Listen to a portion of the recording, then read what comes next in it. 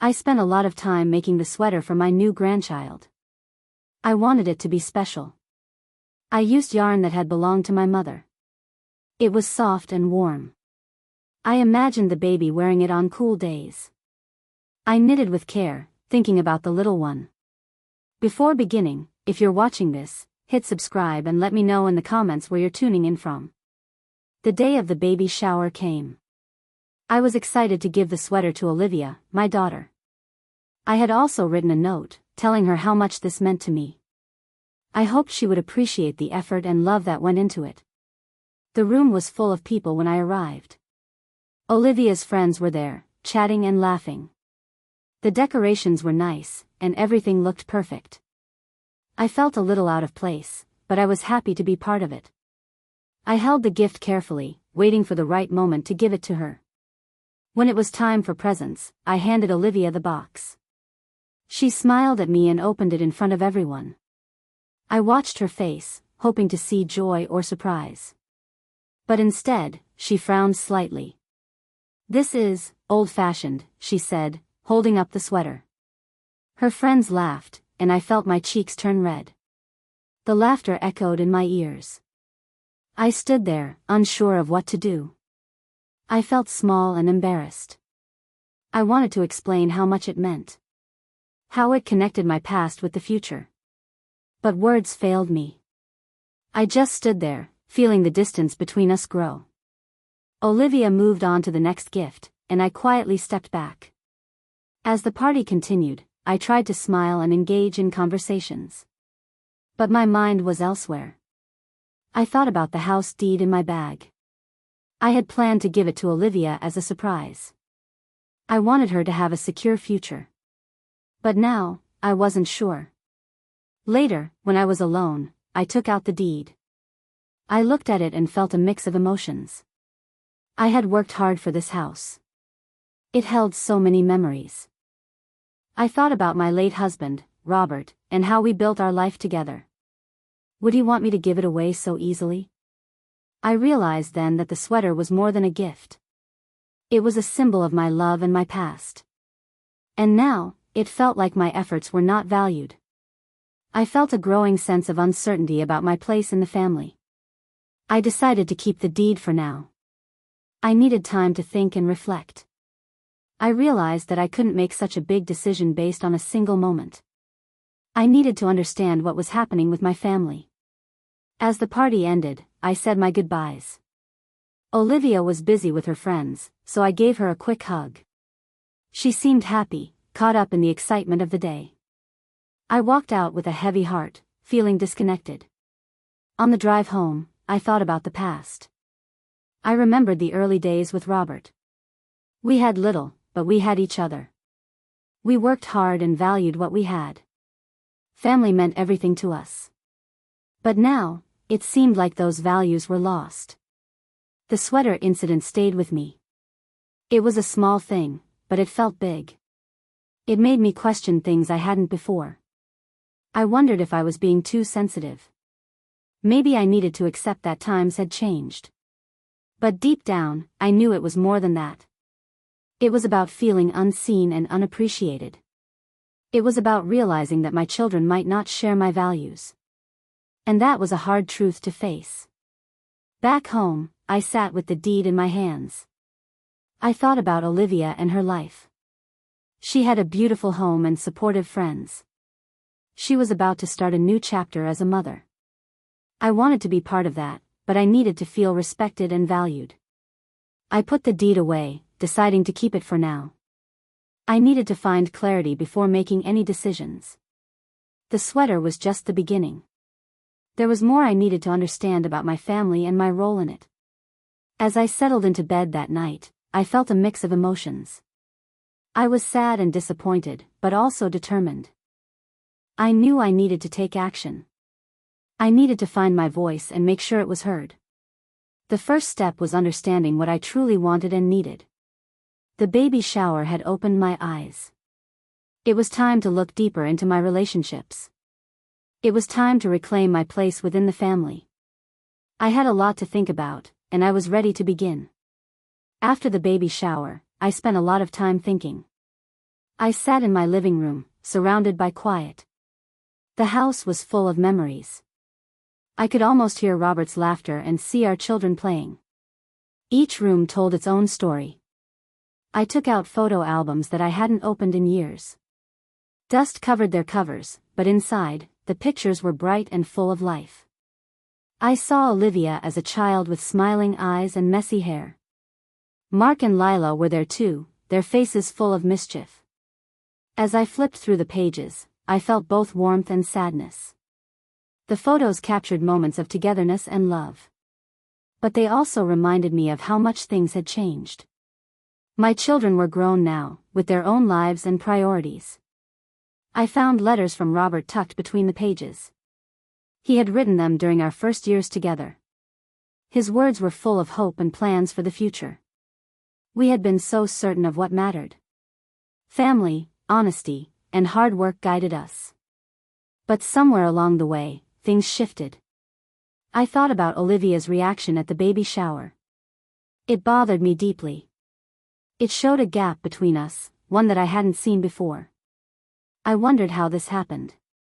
I realized that my children had moved away from the values I held dear. They seemed more focused on appearances and material things. It was hard to accept, but I had to face it. It was the only way to understand what was happening. I spent the next few days reflecting on my life and choices. I thought about the sacrifices Robert and I made. We had worked hard to build a secure future, not just for us but for our children too. We wanted them to have more than we did. But now, I questioned if I had given too much. Maybe I had made it too easy for them. Perhaps they didn't understand the true value of what they had. It was a painful thought, but one that I couldn't ignore. I decided to visit the garden. It was Robert's favorite place, and mine too. The flowers were in bloom, their colors bright against the green grass. I sat on the bench where we used to sit together. It was peaceful there. I could think clearly. As I sat, I realized I needed to take back some control. I couldn't change my children's choices, but I could decide how I wanted to live. I wanted to feel valued and respected. I wanted my voice to matter. I understood that this would mean making some tough decisions. I had to be honest with myself and with my family. I needed to speak up about how I felt. It was time to let them know the impact of their actions. The thought of confrontation scared me. I had always avoided conflict, preferring peace and harmony. But I knew that staying silent wouldn't help. It would only lead to more hurt and misunderstanding. I decided to start small. I reached out to Olivia first. I sent her a message, asking if we could talk.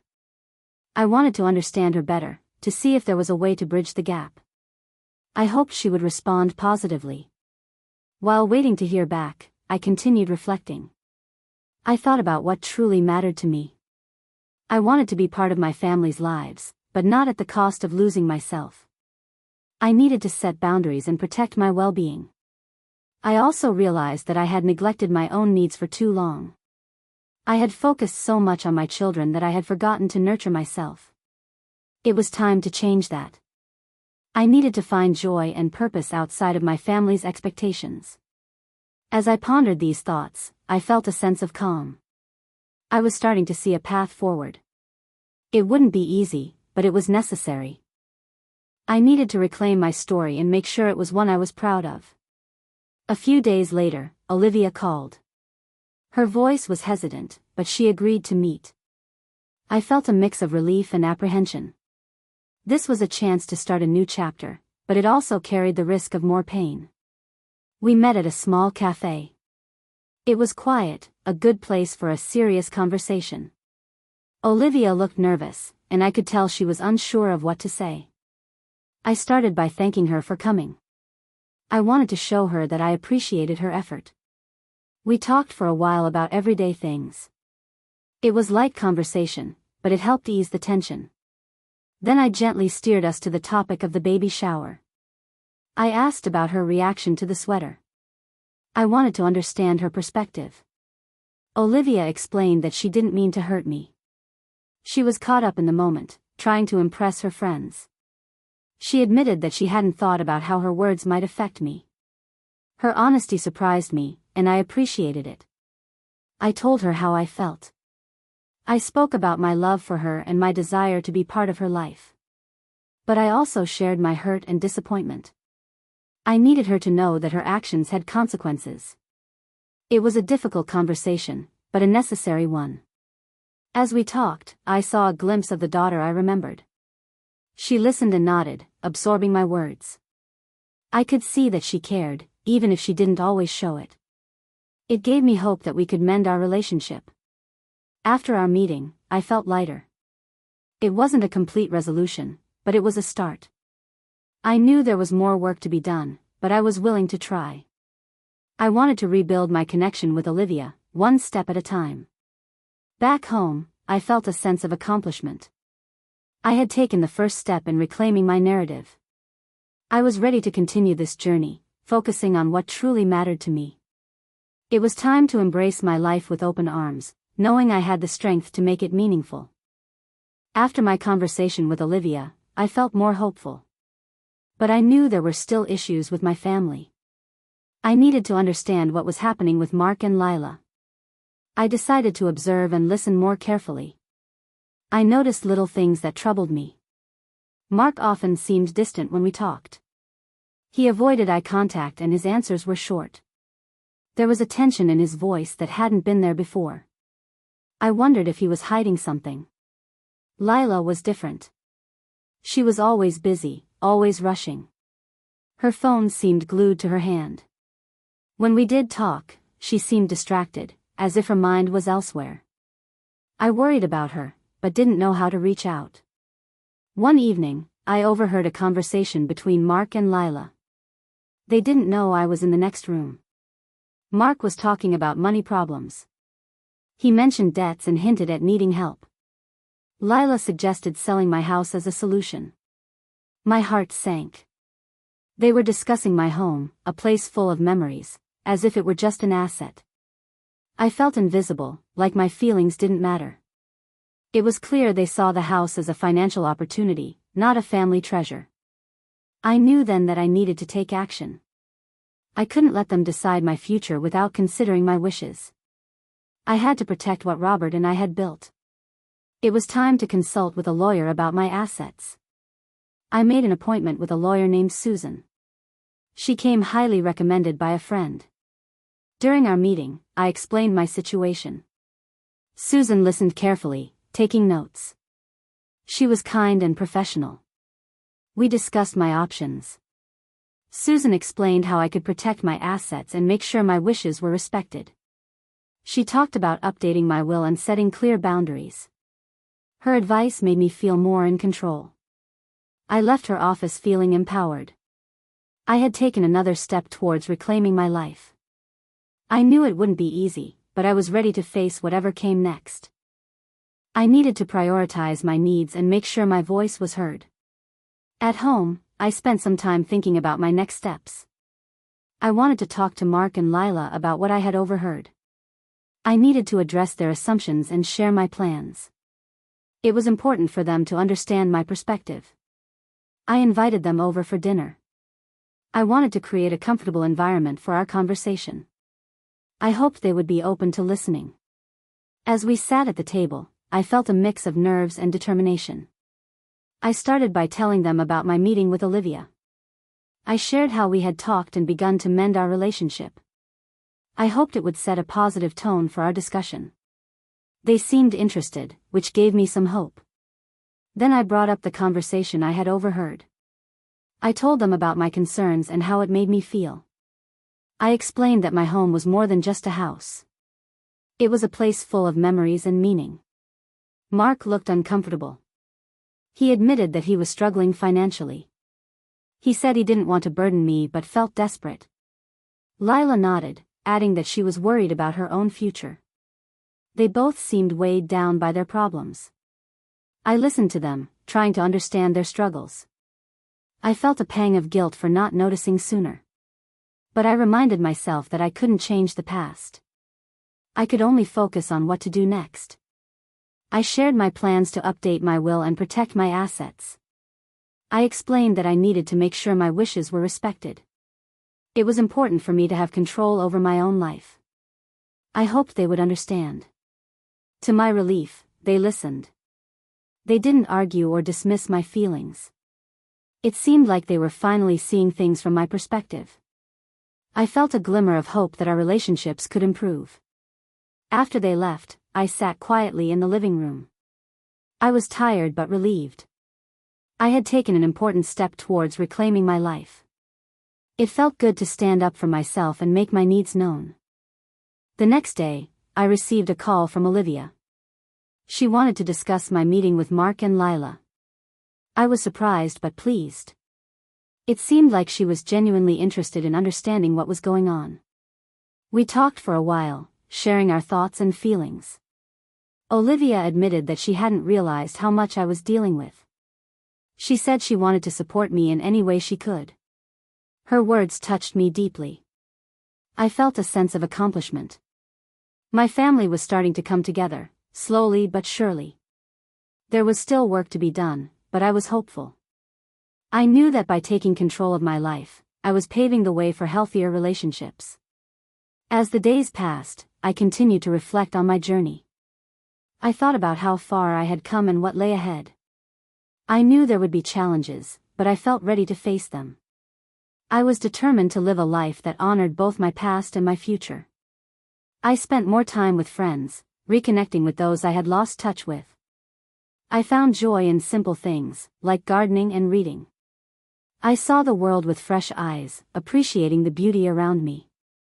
I realized that my life was a tapestry, woven with threads of love, loss, and resilience. Each thread told a story, adding depth and richness to my journey. I was proud of the person I was becoming and excited for what lay ahead. I knew I wasn't alone. My family was part of my story, and together we would navigate the challenges we faced. I felt grateful for the opportunity to grow and heal. This was my life, and I was ready to live it fully.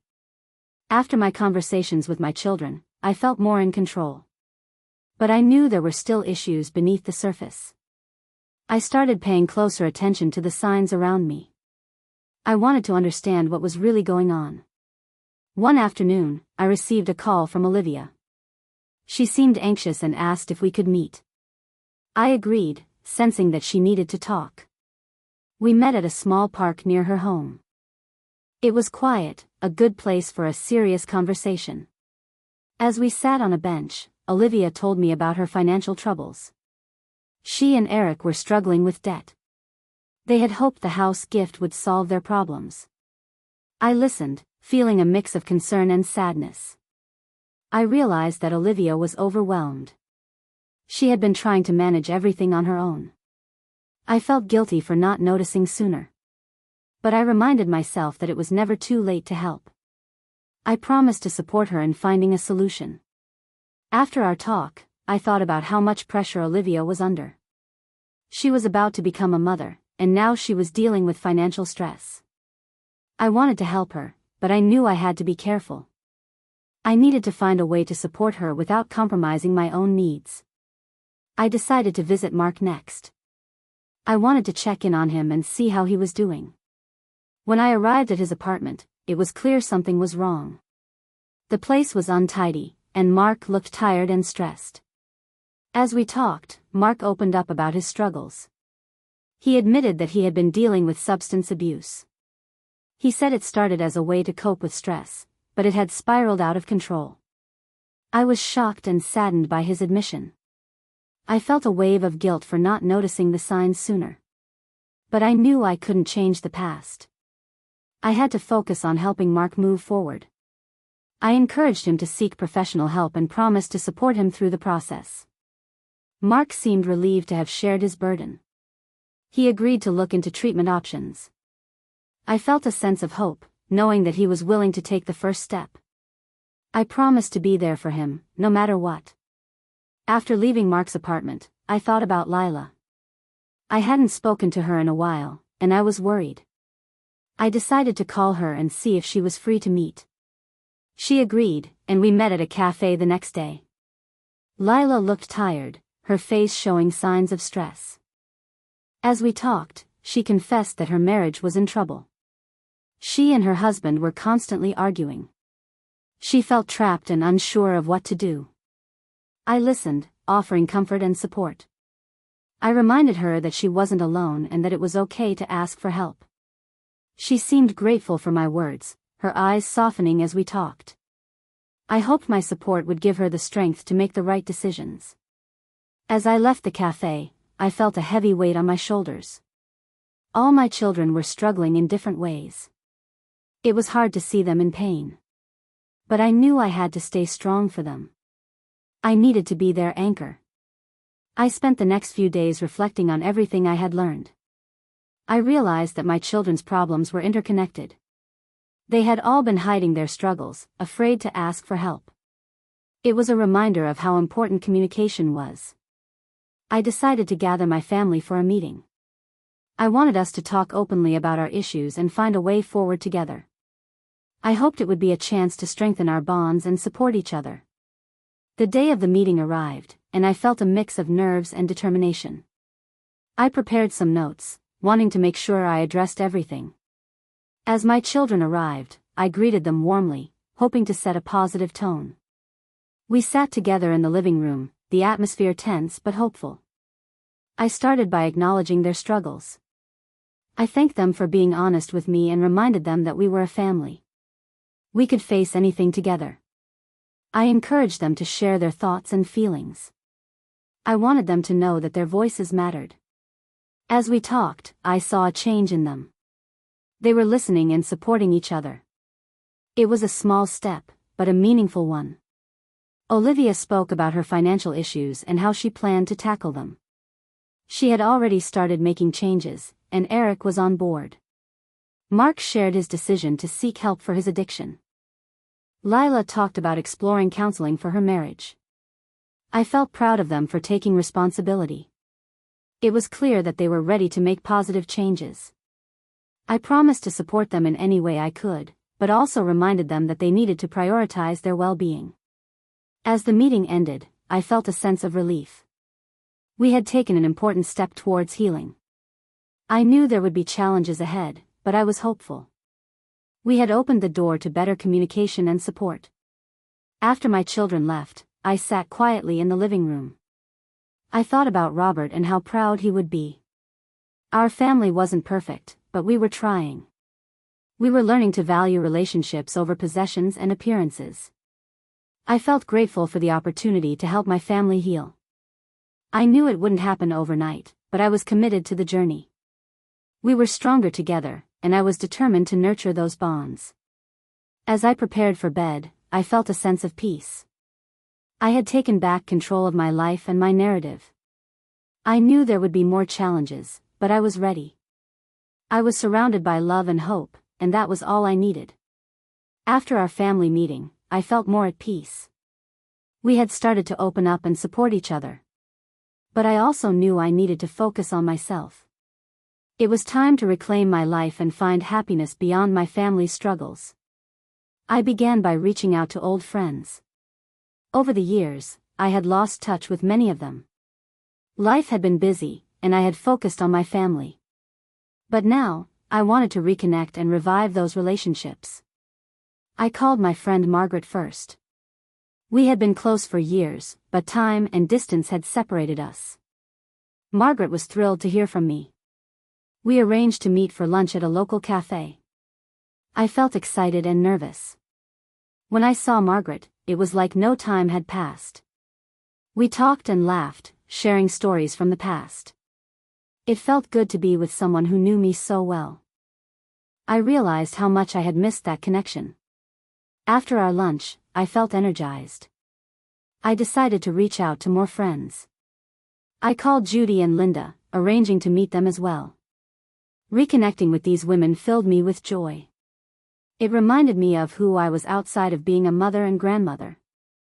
I also wanted to give back to the community. I had always enjoyed volunteering, but I hadn't made time for it in years. I decided to volunteer at a local community center. They needed help with various programs, and I was eager to contribute. The community center was bustling with activity.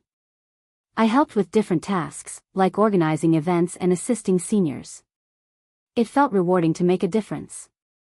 The people I met were kind and grateful, which made the experience even more fulfilling. Volunteering gave me purpose and a sense of belonging. It was a reminder that I had much to offer. I felt proud of myself for taking this step. I was building a life that was meaningful and true to my values. Meanwhile, I continued to work on my plans with Susan, my lawyer. We updated my will, making sure my assets were protected. I wanted to ensure that my wishes were respected. It was important for me to have control over my future. I also decided to sell the family home. It was a difficult decision, but I knew it was necessary. The house was full of memories, but it was time to let go. I needed to move forward and create new memories in a place that felt right for me. Selling the house sent shockwaves through my family. Olivia, Mark, and Lila were upset. They couldn't understand why I was doing this. But I knew it was the right choice. I wanted a fresh start, and this was part of it. I explained my decision to them. I told them that the house was too big for me now. It was time to downsize and simplify my life. I needed a space that felt like my own, where I could create new experiences. At first, they struggled to accept it. But over time, they began to understand. They saw that I was serious about reclaiming my life. I was setting boundaries and prioritizing my happiness. It was a lesson that they needed to learn too. I spent time going through the house, deciding what to keep and what to let go. I found old items that brought back memories. Some I chose to keep, while others I donated or gave away. It felt good to declutter and make room for the new. I found a cozy apartment in a vibrant community. It was smaller, but perfect for me. It had a warm atmosphere and was close to the places I loved. I felt excited about this new chapter and the possibilities it held. Moving day came, and my children helped me. They were supportive, even if they didn't fully agree with my decision. It was a bittersweet day, but I felt ready. I was leaving behind the old and embracing the new. As I settled into my apartment, I felt a sense of liberation. This was my space, a place where I could be myself. I decorated it with things that made me happy. It felt like a fresh start, a chance to create new memories. I also started a knitting club in my new community. It was a way to connect with others who shared my passion. We met weekly, sharing patterns and stories. It was a wonderful way to bond and make new friends. The club became a highlight of my week. I loved the laughter and camaraderie. It was a reminder that life was full of opportunities to connect and grow. I felt grateful for the chance to share my love of knitting with others. My relationships with my children began to mend slowly. Olivia reached out more often, wanting to connect on a deeper level. Mark was doing well in his recovery, and Lila was working on her marriage. We were all taking steps towards healing. I felt hopeful for the future. I knew there would still be challenges, but I was ready to face them. I had reclaimed my story and agency. I was living a life that reflected my true self, and that was something to celebrate. As I reflected on the sweater I had knitted for Olivia's baby, I realized its significance. It was a symbol of resilience and strength. It represented the intricate tapestry of my life, woven with love and perseverance. I was proud of the journey I had taken. It wasn't always easy, but it was worth it. I had learned to value myself and set boundaries. I had found joy and purpose outside of my family's expectations. This was my life, and I was living it on my terms. I felt a deep sense of gratitude for the experiences that had shaped me. I was ready to embrace the future with open arms, knowing that I had the strength to face whatever came next. Life in my new apartment had been wonderful. I felt a renewed sense of freedom and joy. The knitting club kept me busy, and volunteering filled my days with purpose. But I knew there were still unresolved issues with my family. It was time to address them. Olivia called one evening, asking if we could meet for dinner. She sounded earnest, and I hoped this would be a chance for us to talk openly. We chose a small restaurant that we both liked, hoping for a quiet evening. When I arrived, Olivia was already there. She seemed nervous but determined. As we sat down, I could feel the weight of unspoken words between us. I knew this conversation was important, and I was ready to listen. Olivia started by thanking me for meeting her. She said she had been thinking a lot about our relationship. She admitted that she had taken me for granted and wanted to change that. Her honesty touched me, and I felt a sense of relief. We talked about the past, about the baby shower and the hurtful words. Olivia explained that she was caught up in trying to fit in with her friends. She hadn't realized how much her words would hurt me. I appreciated her honesty and told her so. I shared my feelings too. I spoke about my love for her and my desire to be part of her life. But I also talked about the importance of respect and understanding. I wanted us to have a relationship built on those values. The conversation was difficult but necessary. We both had things to say, and we listened to each other. I felt a shift between us, a new understanding taking root. It was a start, and I was hopeful for what it might lead to. After dinner, we parted with a hug. It felt genuine, a sign that we were moving in the right direction. I knew it would take time to fully heal, but I was willing to put in the effort. This was an important step for both of us. Back home, I reflected on the evening. I felt grateful for the chance to reconnect with Olivia. It reminded me that relationships can grow and change if both sides are willing to try. I was proud of us for taking that first step. Soon after, I heard from Mark. He wanted to meet for coffee. I was glad to hear from him and eager to catch up. We met at a small cafe, a place that was quiet and comfortable. I hoped it would be a relaxed setting for our talk. Mark looked healthier and more at ease.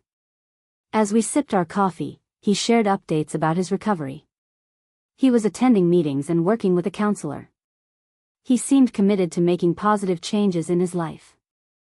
I felt proud of Mark's progress. I told him so, and he smiled, looking grateful. He said he had learned a lot about himself and what truly mattered. He was focusing on his well-being and building a stable future. We talked about the family and how we could support each other. Mark agreed that open communication was key. He wanted us to continue talking and being honest about our needs. I promised to be there for him, no matter what. Our conversation was uplifting. It felt good to see Mark doing well and taking responsibility for his life. I left the cafe feeling hopeful about his future and our relationship. I knew there would be challenges, but we were on the right path. I hadn't heard from Lila in a while, so I decided to reach out to her. I wanted to know how she was doing and see if there was a way I could support her. She agreed to meet for lunch, and I was eager to catch up. Lila looked tired but determined. As we sat down, she spoke about her marriage and the steps she was taking to improve it. She and her husband were attending counseling and working on their issues. It was hard work, but she was committed.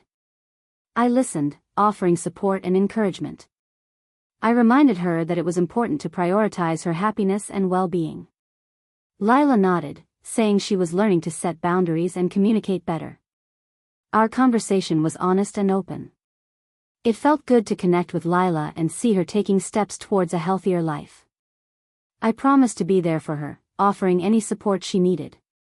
She seemed grateful, and I felt hopeful for her journey. As I left the restaurant, I felt a sense of peace. My relationships with my children were improving. We were learning to communicate and support each other. It was a slow process, but I was proud of the progress we were making. I knew there would still be challenges, but I was ready to face them. I had grown stronger through this journey, and so had my family. We were learning to value relationships over material things, and that was something to celebrate. Life continued to be full and rewarding. The knitting club was thriving, and I enjoyed spending time with my new friends. Volunteering filled my days with purpose, and I felt grateful for the chance to give back to the community. I realized that I had reclaimed my life and my story. I was living on my terms, surrounded by love and support. My family was healing, and we were moving forward together. I felt a deep sense of gratitude for the journey we had taken. As I reflected on everything, I felt a renewed sense of hope. I knew there would still be challenges, but I was ready to face them. I had the strength and support I needed, and that was all I could ask for. This was my life, and I was living it fully. I felt proud of the person I had become and excited for what lay ahead. I knew that with love and determination, we could overcome anything. Together, we were stronger, and that was worth celebrating. As time passed, my new life became more settled. My cozy apartment felt like home, and I enjoyed the vibrant community around me. I had found joy in simple pleasures and felt content. But the most rewarding change was how my relationship with my children had improved. Olivia reached out more often. She wanted to rebuild our relationship on a stronger foundation. We started meeting regularly, sometimes for lunch or a walk in the park. Our conversations were deeper and more meaningful. I could see she was trying, and I appreciated her effort. One day, Olivia invited me to spend the afternoon with her and the baby. I was excited to accept. When I arrived, I found her home warm and welcoming. The baby was growing quickly, and I loved spending time with her. Holding my grandchild brought me so much joy. While the baby napped, Olivia and I talked. She shared her thoughts about motherhood and how it had changed her. She said it made her realize the importance of family and support. I was glad to hear her say that. It showed she was growing and learning. She also thanked me for being patient with her. She knew she had hurt me in the past and was grateful for the chance to make things right. Her words touched me, and I felt a wave of gratitude for this new beginning. Meanwhile, Mark was doing well in his recovery. He seemed more at peace, and I could see the positive changes in him. We kept in touch regularly, and I was proud of the steps he was taking to build a healthier life. One weekend, Mark invited me to a meeting where he shared his story. It was a big step for him, and I felt honored to be there. Listening to him speak about his journey brought tears to my eyes. I admired his courage and determination. After the meeting, we sat outside and talked. Mark thanked me for my support. He said it had made a big difference in his recovery. I reminded him that he had done the hard work, and I was just proud to be by his side. Lila's marriage was also improving. She and her husband were committed to making things work. They had learned to communicate better and were finding ways to reconnect. I was happy to see them moving in a positive direction. Lila often called to update me on her progress. She said she felt more confident and in control of her life. It was wonderful to hear her voice filled with hope and excitement for the future. I felt proud of her for taking charge and making changes. As for me, life continued to be full and rewarding. The knitting club was thriving, and I loved spending time with my new friends. We shared stories and laughter, and it reminded me that I was part of something special. Volunteering at the community center brought me joy too. I felt a sense of purpose and fulfillment in helping others. It was a reminder that I had much to offer and that small acts of kindness could make a big difference. One afternoon, while knitting, I thought about the sweater I had made for Olivia's baby. It had become a symbol of resilience and strength. It represented my journey and the connections I had rebuilt with my family. I realized that life was like knitting. Each stitch was important, and together they created something beautiful. My life was a tapestry, woven with love, challenges, and growth. I felt grateful for every experience that had shaped me. As I reflected on my journey, I felt a sense of peace. I had reclaimed my story and was living a life that felt true to me. My relationships with my children were stronger, and we were all moving forward together. I knew there would still be challenges, but I was ready to face them. I had the strength and support I needed, and that was all I could ask for. I felt proud of the person I had become and excited for what lay ahead. One evening, Olivia surprised me with a visit. She brought the baby and a small gift.